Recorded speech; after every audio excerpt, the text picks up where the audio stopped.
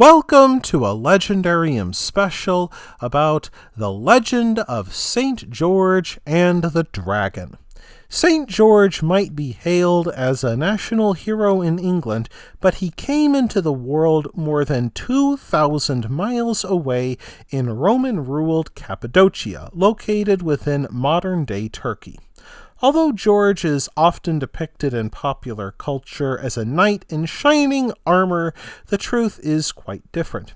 It is more likely that George served as an officer in the Roman army, then very different from the awesome legions commanded by Julius Caesar. George would have served in an army of smaller, more mobile units, always dashing here and there to fend off barbarian invasions. It is believed that during the persecutions of the Emperor Diocletian during the early 4th century, George refused to make a sacrifice in honor of the old pagan gods.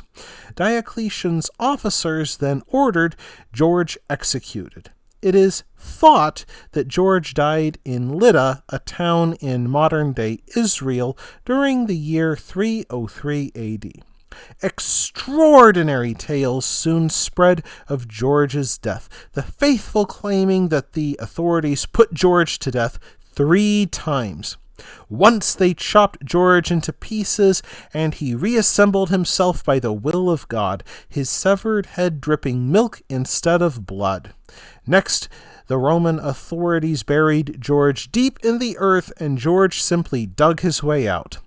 Finally, they burned George alive, and that seems to have done the job. During the 4th century, George's tomb in Laud became a center of Christian pilgrimage, and even more stories spread of the saint bringing dead men back to life so they could be baptized, of armies and idols being destroyed in his presence, and the timber beams of his tomb bursting into leaf all of a sudden. Although St. George never visited England, his reputation for virtue and holiness spread across Europe. In 494 AD, more than 200 years after George's death, Pope Gelasius declared him to be St. George. The Pope declared St. George one of those whose names are justly revered among men, but whose acts are known only to God. In short, St. George's deeds remained unknown and undocumented, but the Pope judged him worth remembering and revering.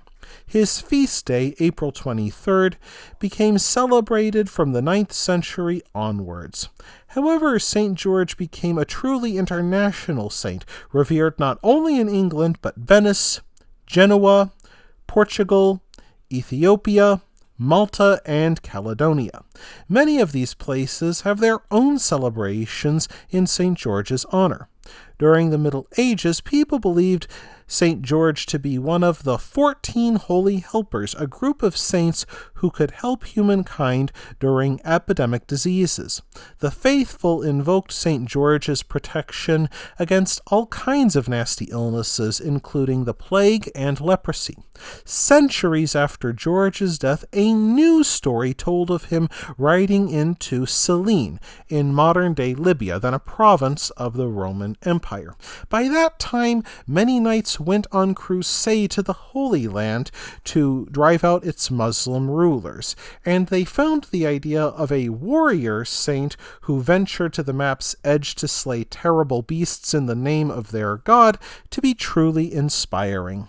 The later legend has it that St. George arrived at a village where a dragon terrorized the local people. To appease the monster, the villagers had begun to sacrifice a sheep per day to feed its hunger until they no longer had any sheep. The king then decreed that they must sacrifice the local children to keep the dragon at bay. Each day, the villagers chose sacrifice by lottery until they finally chose the king's daughter. Horrified by what he saw, St. George offered to slay the dragon. During his battle, George noticed a soft patch of skin under the creature's arm and charged forward with his sword, slaying the terrible beast. The grateful villagers held a huge feast in his honor, and the feast day of St. George is still celebrated each year in tribute to his bravery. Originally, these stories simply told of the battle between good and evil. However, the story developed and became more popular during the High Middle Ages in a collection of stories about saints' lives known as the Golden Legend. During the reign of Edward III in the 14th century, St. George took off in popularity during the long wars with France, and Edward III even built a shrine to St. George at Westminster Abbey, and his reputation only grew from there in England. In William Shakespeare's King Henry V, the monarch calls upon the saint during the Battle of Harfleur during his famous "Once more into the breach, dear friends" speech. He cries out, "God for Harry, England, and St. George!" 500 years later, during the First World War, a ghostly apparition of St. George is said to have aided British troops during their retreat from Mons. A patron saint did not have to be from the country where they were born. They simply needed to show the characteristics that the kingdom wanted to advertise to the outside world. As historian Ian Mortimer said, St. George stands for the courage to face adversity and defend the innocent, the triumph of good over evil through courage. St. George represented the idea of courageous leadership and with it, the unifying popular will to be governed well and protected. And that is why the legend of St. George endures more than 1800 years after his death. That wraps things up for this episode of The Legendarium. I hope you enjoyed it. If you did, press like. If you want to see more, press subscribe. And if you've got anything to say, let me know in the comments section. Thanks again for joining me, and I hope that you have a great rest of the day.